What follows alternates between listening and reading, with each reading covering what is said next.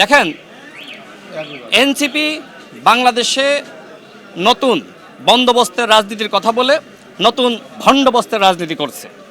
আমি তাদেরকে বলবো, গঠনমূলক রাজনীতি করেন। আপনারা জামাতের মস্তিষ্ক দ্বারা এই মুহূর্তে পরিচালিত হচ্ছেন। জামাত অত্যন্ত চালাক এবং ধুরন্ধর একটি রাজনৈতিক দল। তারা নিজেরা দেখবেন বিএনপির স্থানীয় প্রতিনিধি তাদের সাথে আন্তরিকতা বজায় রাখছে এবং যে সময় সংসদ চলে সেই অধিবেশন চলাকালীন সময়ে মাননীয় প্রধানমন্ত্রীকে নিয়ে বেশ প্রশংসা করে বক্তব্য দেয় এবং অন্যান্য মন্ত্রীদের সাথে সাক্ষাৎ হলে বেশ প্রশংসা করে। আবার মাঠে গিয়ে দেখি যে তারা গণ অভ্যুত্থানের হুমকি দেয় এবং এমনকি এই এনসিপি নেতৃবৃন্দের মাধ্যমে নানানভাবে মাননীয় প্রধানমন্ত্রীকে এবং আমাদের মন্ত্রীদেরকে গালিগালাজ করাচ্ছে। দেখেন, এনসিপি বর্তমানে যা করছে এগুলো জামাতের পরামর্শই করছে।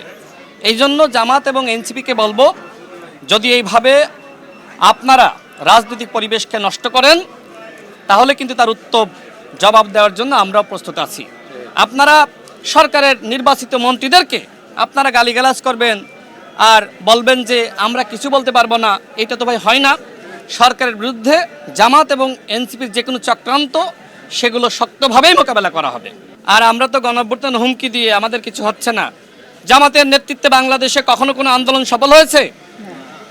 জামাত কখনোই বাংলাদেশে কোনো গণঅভ্যুত্থানের নেতৃত্ব দিতে পারবে না। দেখেন, নাহিদ ইসলাম এনসিপির আহ্বায়ক, সে কি বলেছিল?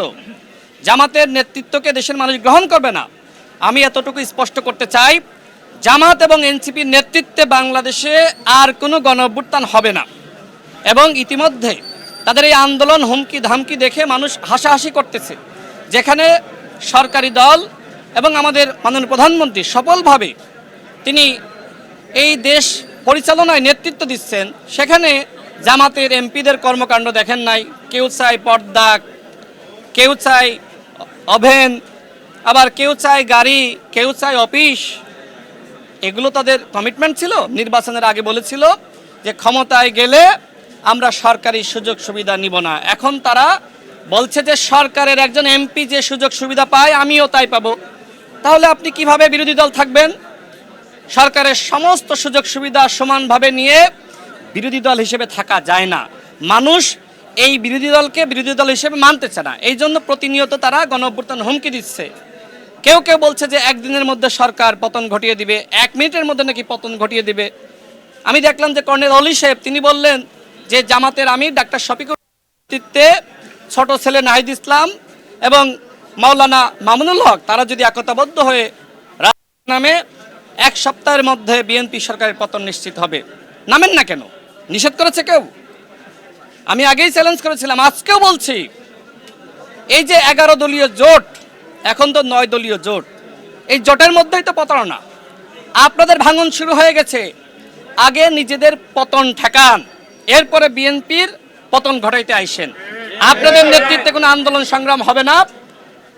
বরং এতটুকু বলতে চাই, এই বাংলাদেশে জামাত ইসলাম যে রাজনীতি করছে, আমাদের শহীদ প্রেসিডেন্ট জিয়াউর রহমান এবং পরবর্তীতে দেশনেত্রী বেগম খালেদা জিয়া তাদেরকে রাজনীতি করার সুযোগ দিয়েছিলেন। যে কারণে রাজনীতি করার সুযোগ পেয়েছে, কৃতজ্ঞতা প্রকাশ না করে বরং ষড়যন্ত্র করছে। জামাত এবং এনসিপির যে কোনো চক্রান্ত ষড়যন্ত্রকে ইনশাল্লাহ দাঁত ভাঙা জবাব দেওয়ার জন্য আমরা প্রস্তুত আছি। ধন্যবাদ।